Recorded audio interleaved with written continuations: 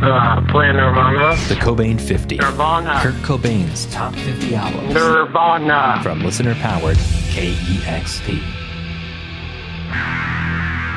This is the Cobain 50 from listener-powered KEXP. I'm Martin Douglas. And I'm Dusty Henry. This week, Martin dives into the album Meet the Beatles by The Beatles, which dropped in 1964. I don't know if you've heard of these guys. They're kind of in the underground, Liverpool underground sort of scene, right? Yeah. No, they're pretty dope. I mean, they got some bangers. Interesting. Okay, I'm excited to check it out. Add it to my queue. Martin, what can you tell us about what we're about to get into today? Well, all jokes aside, because of how good they are one of the most over-evaluated bands of all time. So I wanted to hone in on the early years because Meet the Beatles is their second American release. So I thought it would be cool to go back into the roots of the Beatles, talk about them playing in Liverpool and Hamburg, and also their finding inspiration from Black music. And that's kind of how they pivoted into the band that they became and use that as a jump off point to go into some pretty far reaching territory, as, you know, we all probably know at this point. Absolutely. I'm excited to get into the origins behind the Beatles. This is going to be a really great episode. Here's Martin Douglas with Meet the Beatles by the Beatles. It can't be overstated that the Beatles are widely regarded as the most significant musical act of the 20th century, and to some, by a wide margin. Some say they led the charge of turning rock music into fine art.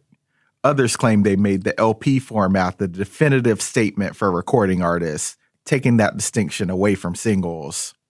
And of course, you can't walk into a concert hall, record store, or music history museum without tripping over someone who thinks the Beatles are the greatest group of all time. They were a formative influence on the namesake of this very podcast, Kurt Cobain.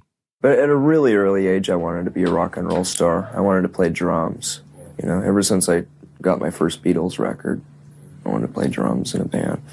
I wanted to have the adoration of John Lennon, but have the anonymity of Ringo Starr, you know? I didn't want to be the front man. I just wanted to be back there, but, you know, be a rock and roll star at the same time.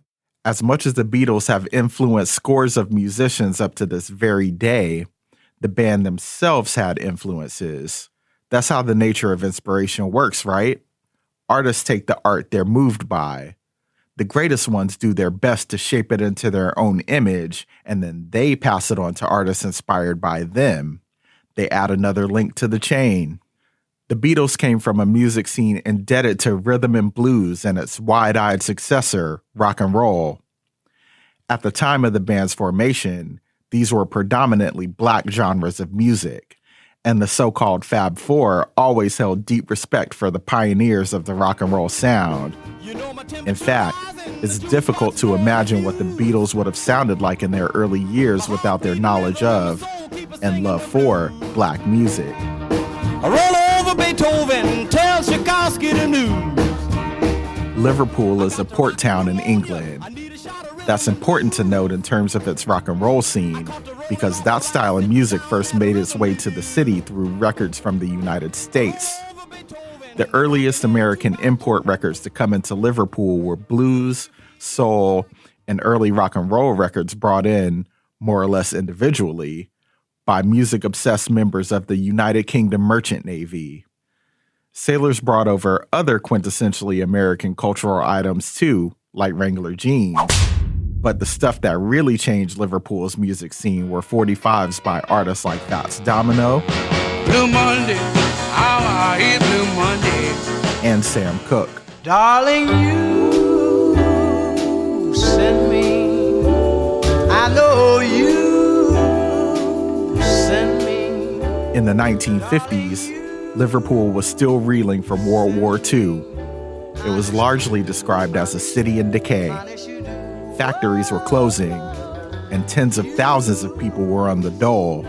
That's British slang for unemployment benefits. The buildings were blackened by smoke coming from ships entering the harbor. On one hand, Liverpool was a dark and depressed place. On the other hand, the cheap living gave lots of budding musicians plenty of time to practice. I've gambled down in Washington, and I've gambled up in Maine. I'm going down into Georgia to knock down my last game. Before rock and roll washed up on the docks of Liverpool, skiffle was the sound of the city.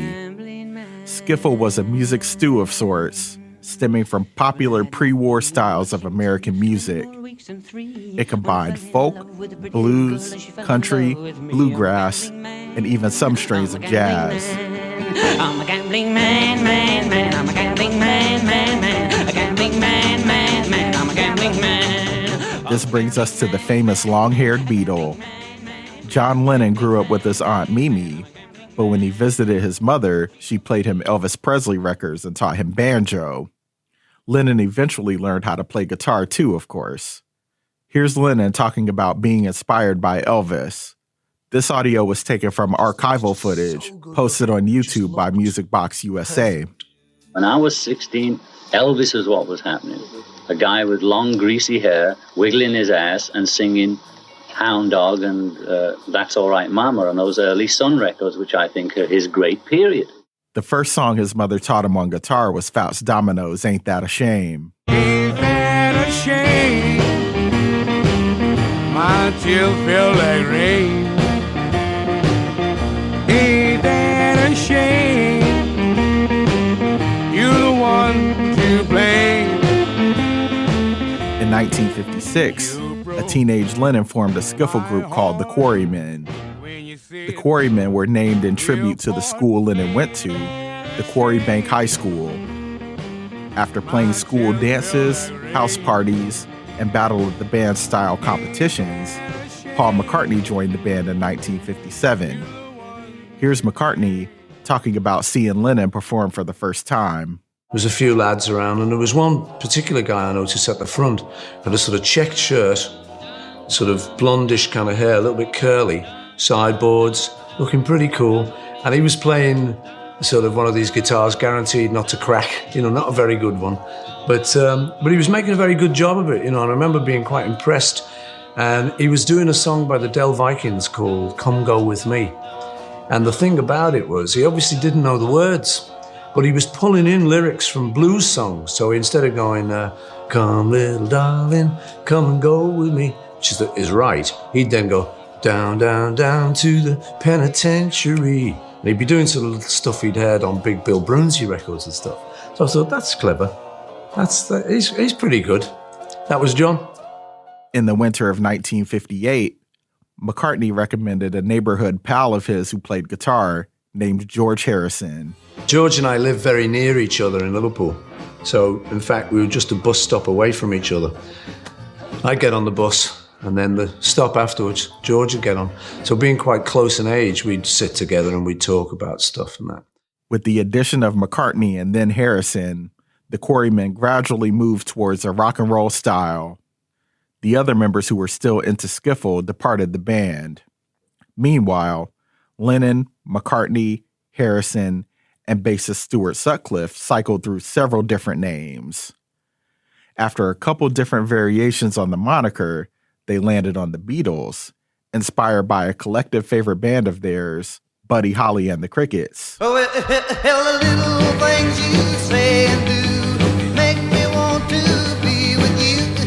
Before officially becoming the Beatles, the band played around Liverpool as a drumless quartet, perhaps most notably at the Casbah Coffee Club. The Casbah was located in the cellar of a home owned by a woman named Mona Best. After the name change, they played around town until they were offered a 15-week residency in Hamburg, Germany, on the condition that they play with a drummer. The day before the band left for Hamburg, they auditioned and hired Mona Best's son, Pete. Here's Lennon on the experience of playing grueling shows in Hamburg for hours on end. In Hamburg, because we had to work 6 or 7 hours a night on stage with no rest, the waiters always had these pills called Preludin. And so the waiters, when they'd see the musicians falling over with tiredness or with drink, they'd give you the pill. You'd take the pill, you'd be talking, you'd sober up.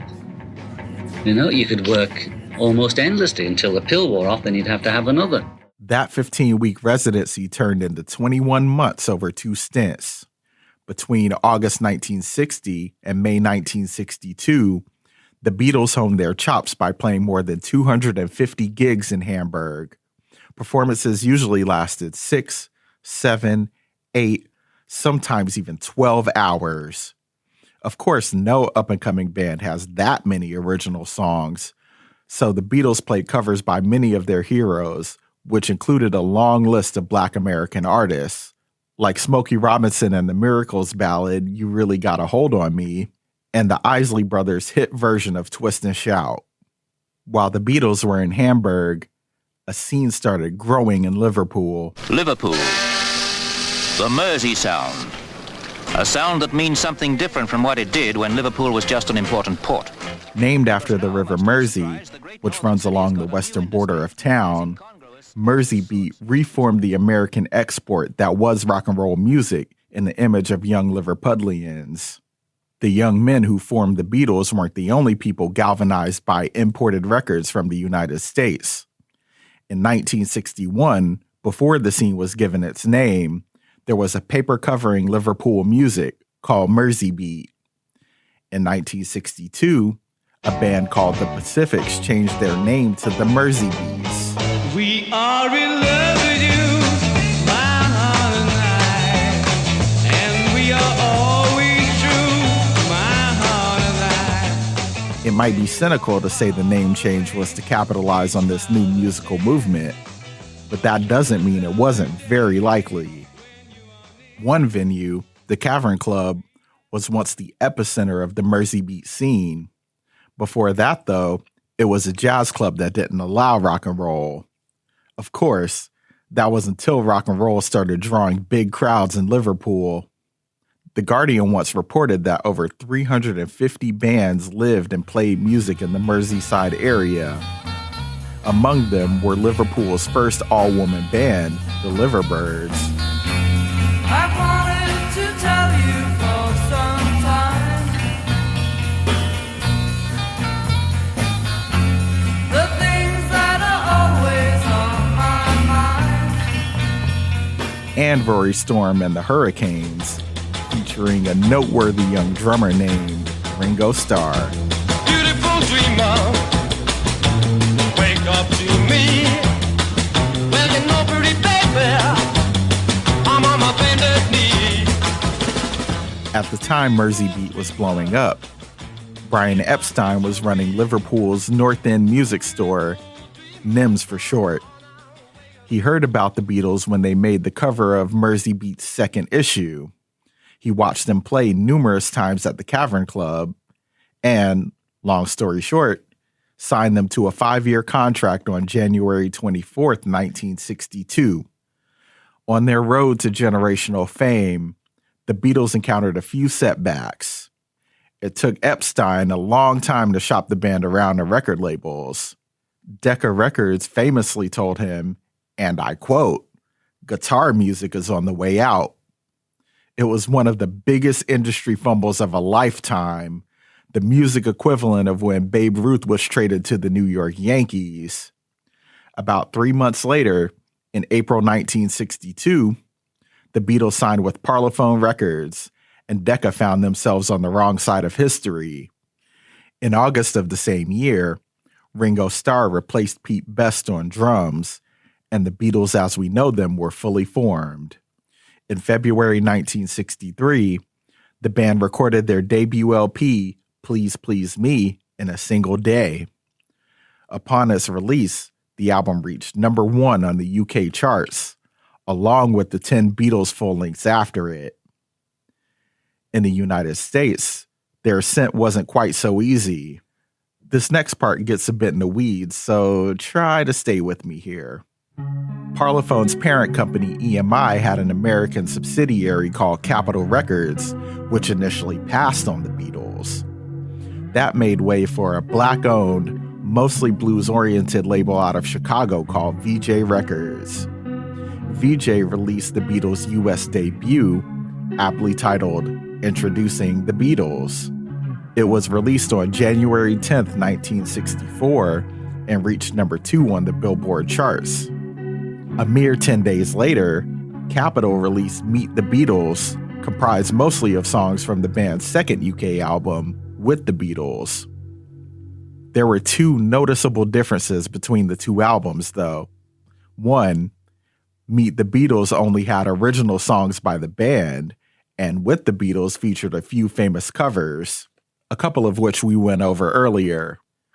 2, Meet the Beatles led off with one of the band's most beloved songs, I Want to Hold Your Hand. Meet the Beatles only took 3 weeks to reach number 1. Beatlemania was in full swing. Ladies and gentlemen, the Beatles, bring them on. I'm sure you are somewhat familiar with how the story goes from here. Soon enough, the Merseybeat scene died down and the Beatles continued ascending. And the vaunted Fab Four were part of a movement that saw rock and roll music move away from its rhythm and blues origins, what I'm trying to say is black origins, for a commercial product aimed squarely at white teen culture. The so-called British invasion was simply bands from England taking American music and selling it back to American audiences. But also, there was the Beatles' early influence, Elvis, who took Memphis and Mississippi blues into spaces where black musicians weren't allowed. He was still at the height of his influence, until he wasn't. And here in the Northwest, bands like the Wailers were taking an innovative regional flavor of rhythm and blues to places it had never been before. And a band influenced by the Wailers, a Portland group called the Kingsmen, took an old rockin' R&B standard and turned it into a smash, Louie Louie.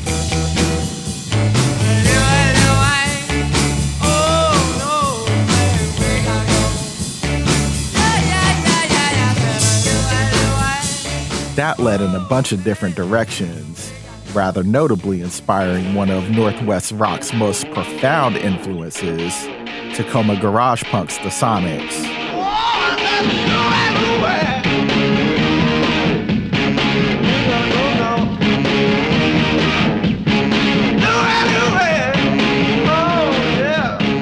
So, with these various reinterpretations, the idea of rock and roll music being a black art form was just a memory. It feels important to emphasize that Beatlemania had a hand in this. But let's be fair here. The Beatles always called back to the fact that their chief influences were mostly black artists.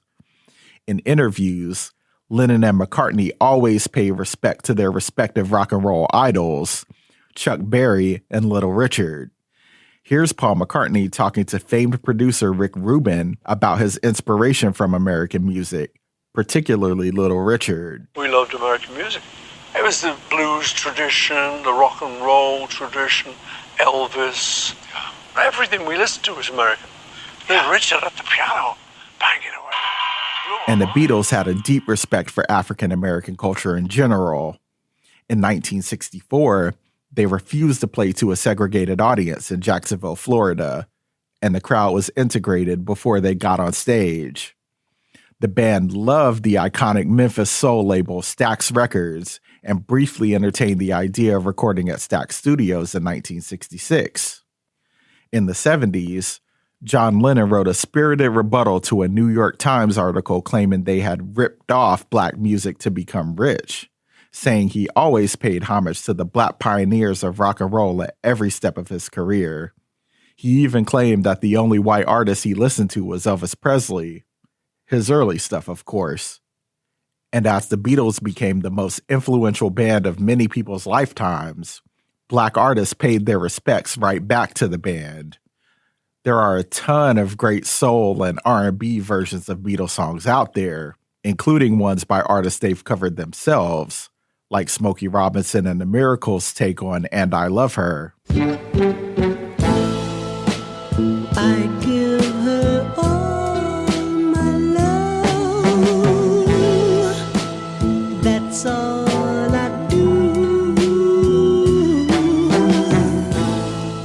McCartney's formative influence, Little Richard, recorded a version of their Meet the Beatles hit, I Saw Her Standing There.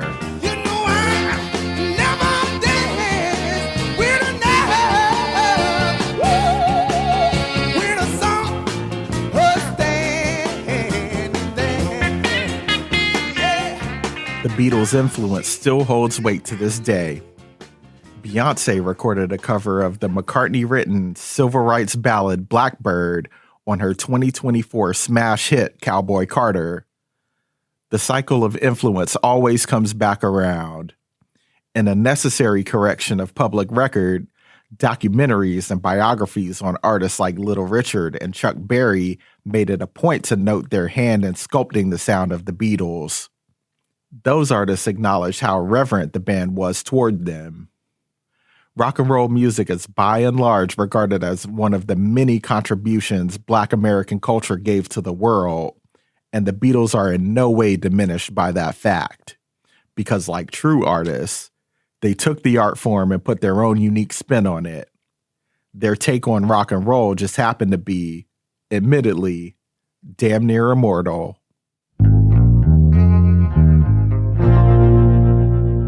That was Martin Douglas digging into Meet the Beatles by the Beatles. Martin, were you familiar with this band much before working on this episode? We're going to keep making the same joke, people. Sorry. So, long story short, of course. Yeah. But I was thinking about a specific time in my life where I was like just out of high school. I had a friend named Rob who was obsessed with the Beatles, and he put their entire discography on a flash drive. It's like the very first model of a flash drive, and he like put the whole discography on it for me. It was like 3 gigabytes, which is unheard of. Yeah. Unheard of at the time, but also like there are videos that take up that much space nowadays. Yeah, this isn't going to fit on my Nano. But yeah, like I really explored and got into like the deep album cuts rather than, you know, Yellow Submarine or Lucy in the Sky with Diamonds, you know, the songs that everybody has heard a million times, whether you actively listen to the Beatles or not. So yeah, that was an interesting time in my life of music discovery when I got that flash drive full of the Beatles' complete discography. Yeah. I feel like there's like that point for most, I don't know, like music fans or people like us who get really into music where you have that phase, usually when you're a teenager, where you go through like the classic rock era. Oh yeah. And like it's so foundational. It's like doing your prereqs, you know, like you got to get through it. Not that you get like it's fun, like it's cool to go through it, but yeah, the Beatles are definitely like a key point in that time frame. Oh, absolutely. I mean, what can you say about what can you say about this band aside from the fact that like the Beatles are required listening if you are into guitar music whatsoever. Yeah. And interesting to think too, like, because the Beatles have a pretty big catalog, especially for how short of a time frame it was all done in, it's interesting that Kurt would gravitate towards this one because there's so much, like when you listen to the later albums like Revolver or something that feels more akin to Nirvana to me spiritually. But, you know, talk about like all bangers, like this album, like the first half especially is just like a greatest hits compilation. Yeah. I mean, when you kick an album off with I Want to Hold Your Hand, like it just goes on from there. Like I've listened to this album a few dozen times and yeah, never got old. Yeah. Songs stuck in my head, still listening to them. And it's like, even if you haven't heard this album, you have heard this album. Oh yeah. Like the songs are just so ubiquitous. Even today, like new generations, it's like implanted in like the Matrix style when you're born that you hear these songs and it's just, I don't know. Yeah. And we've covered a lot of songs that are like that, whether it's Anarchy in the UK or My Sharona, where you've heard the song, even if you aren't a fan of that group or that style of music, it's just absolutely unavoidable. Yeah. So why do you think Kurt picked this album on the list and not something like the White Album or some of the weirder stuff that came later? I think that's an interesting question. I'm at a loss for words because, like you mentioned, a lot of the later works, I particularly think of I Want You, She's So Heavy, which is a perfect antecedent to Nirvana and the whole style of punk and metal and grunge and all distilled into the intro of a Beatles song. Yeah. But if I had to guess, I would say that this album is so melodically rich and most of Nirvana's best known songs have that sort of earworm quality where it's hard to not remember the melody of the song. Totally. I remember like in one of the many Nevermind documentaries, they talk about Kurt wanting to write the songs like lullabies, like that level of simplicity. And I feel like that's maybe a parallel with Nirvana and the Beatles. Like when you strip it down, the songs are very basic, but they're so tight. Like they're so catchy and undeniable. Absolutely. So here's an interesting question. What do the Beatles mean to music in 2024? Man, we're going for big existential questions here. I'll go ahead and say that I don't know if they really have a direct legacy. Like I feel as though they're kind of a few degrees of separation from the artists that are deemed influential now. Like I don't see a lot of artists that are like, oh yeah, we're really into the Beatles. You know, if you go back a generation to stuff we were weaned on, like, you know, Elliott Smith comes to the top of my head. Yes. Nirvana, obviously.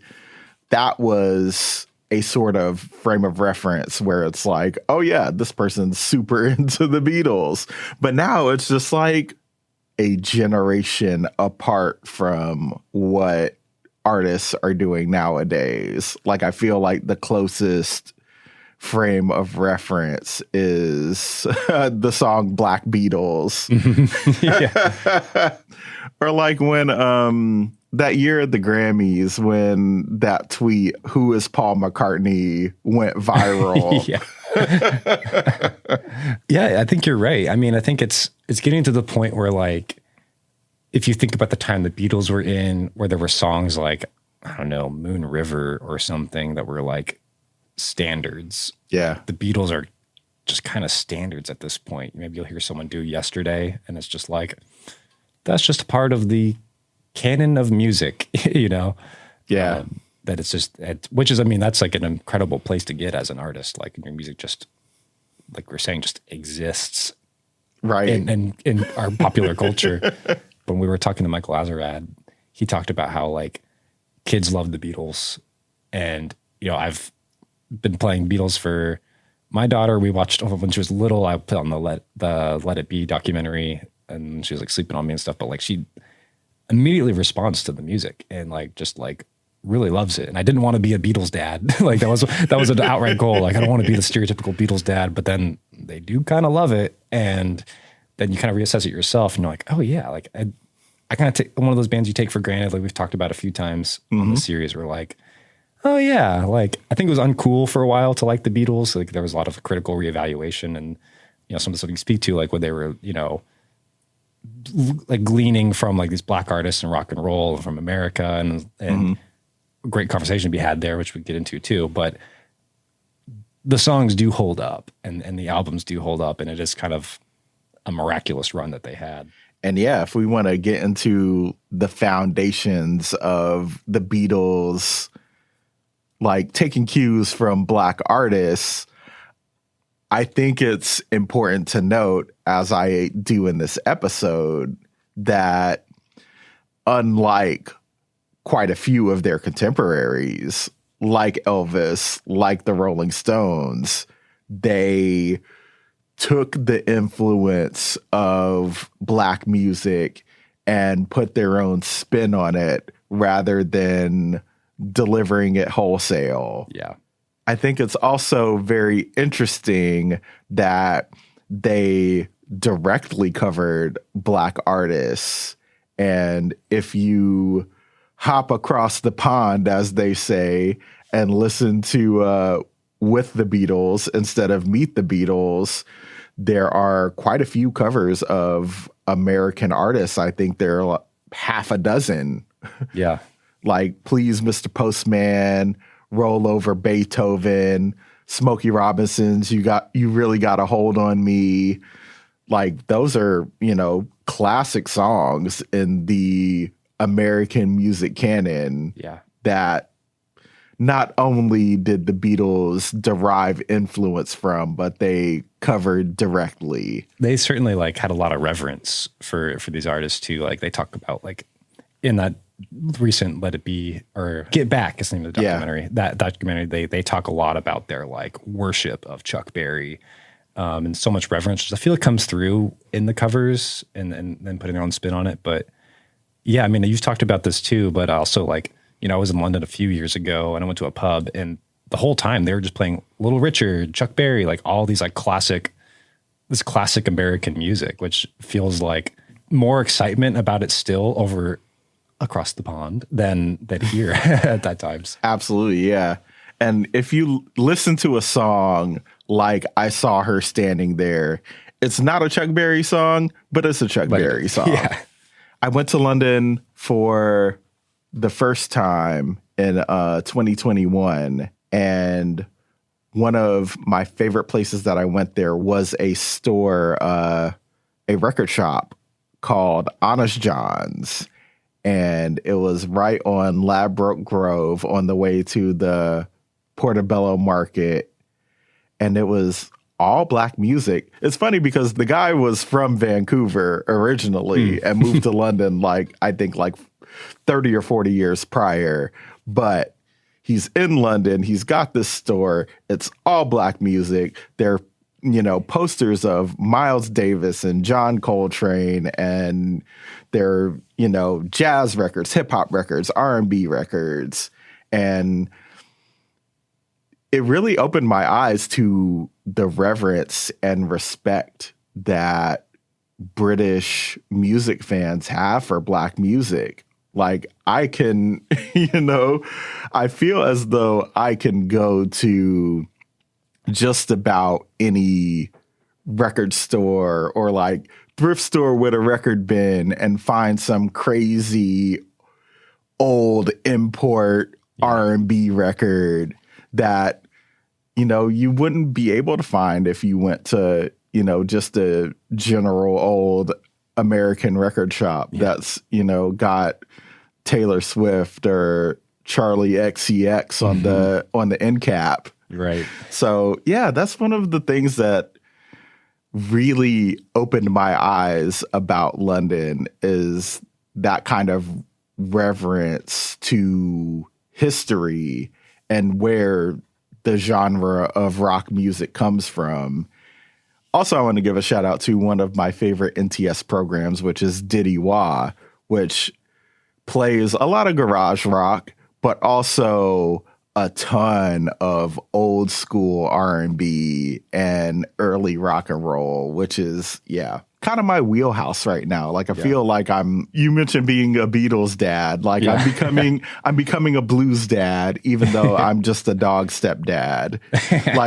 I'm getting into blues and early rhythm and blues, peak rhythm and blues, in my opinion, before it turned into this nebulous genre called R&B, which is basically just pop music, which nothing wrong with that. Right. And just early rock and roll, that's the kind of stuff that I'm really feeling right now. So to tackle the Beatles and their early years was really cool for me because I heard a lot of the stuff that I'm super into right now in that sound. That's awesome. And I love the approach you took with this. Like we've been saying, it's hard to talk about the Beatles because what else is there to say? But there's so much leading up to them and continuing after them too that informed their music and continues to inform music today. Yeah. I think the thing that is exemplified the most in this podcast is that music is part of a continuum. And so if you can go from Kurt back to the Beatles, then you can go from the Beatles back to Little Richard, you know? What more can we say?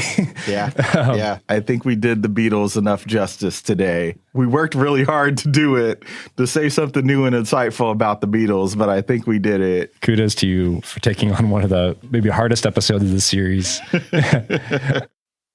This piece was produced by Martin Douglas. Audio was mixed by Roddy Nikpour. Our podcast manager is Isabel Khalili. And Larry Mizell Jr. is our director of editorial. We appreciate you all for listening to this podcast for all of these weeks. And if you would like to do something extra special for us, we'd love for you to donate whatever you can to KEXP, support independent music journalism. $6 a month will do it, or whatever you can spare for a one-time donation. It goes a long way to put food on our table. Dusty's a Beatles dad.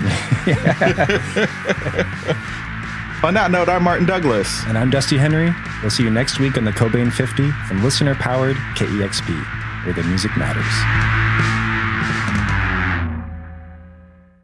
I had found out through my editors over the years that I was an emo kid. I was like, no, I don't like emo. And they're like, all these bands you're pitching are emo bands. I think it was like Gwen at the Weekly when we were both writing there. Yeah. She's like, yeah, you're like our resident emo reporter. And I'm like, no, I'm not.